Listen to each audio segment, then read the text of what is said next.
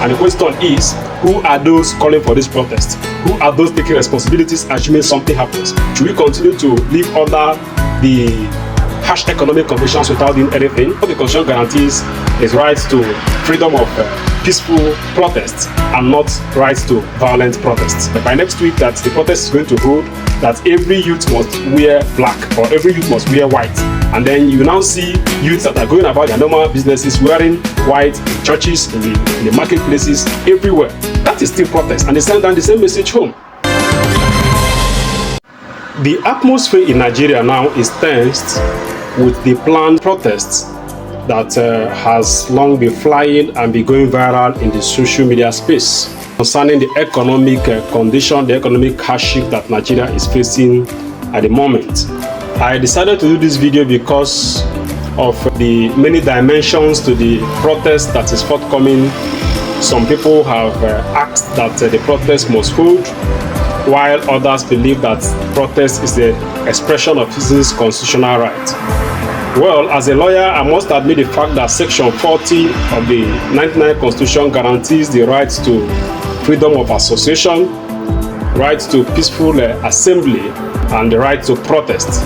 But we should not forget the fact that what the Constitution guarantees is rights to freedom of peaceful protests and not rights to violent protests.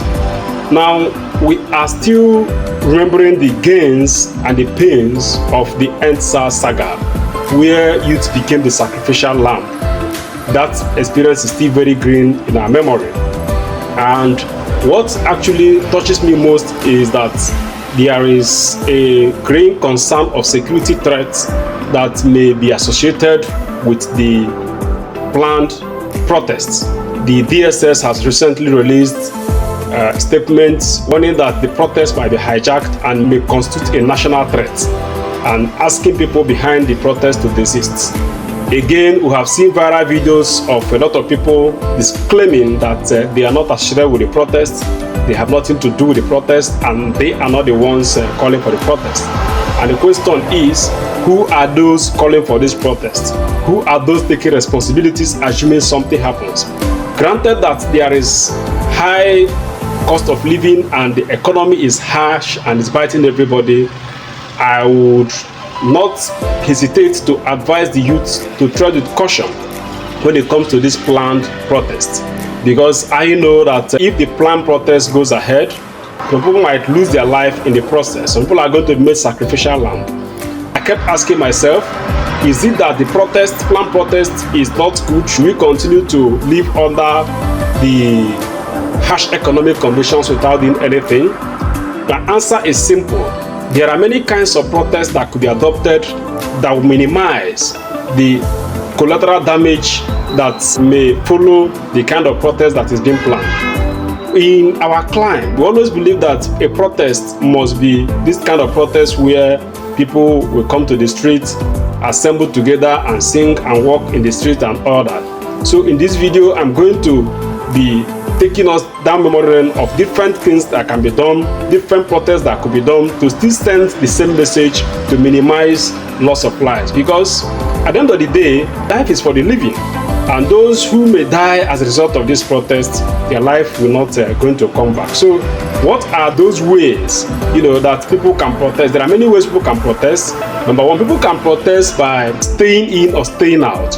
You may decide to say, okay, that on so and so day, people should stay indoors. For instance, the one that's happening in South is which they call sit at home, where people have continued to sit at home on Mondays to send down the message that they want Nnamdi Kalu's release. This is a protest. So if you call for a protest where you are saying, okay, so and so the people should stay at their homes, they shouldn't go out, that's a protest.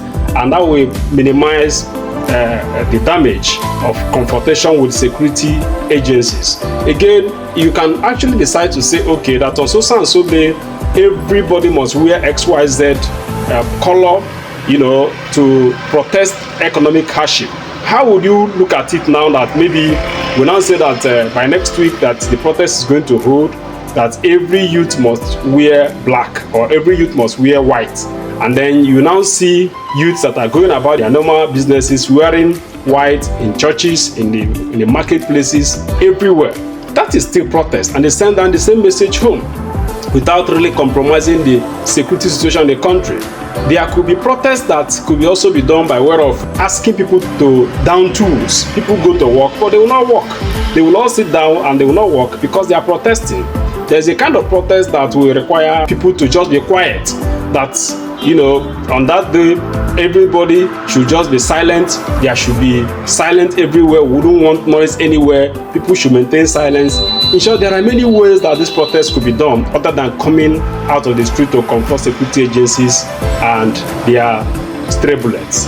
Now, the essence of this video is not actually to say that things should remain the way they are without us taking steps to express that things are hard in the country, but to advise that the organizers of this protest should think of a better way of carrying out this protest and sending down the same message home without the loss of life, because life is precious and once lost, it cannot be regained. If you find this video interesting, share it so that as many persons, especially youths, may hear this and tread with caution. You may be saving a life by doing so.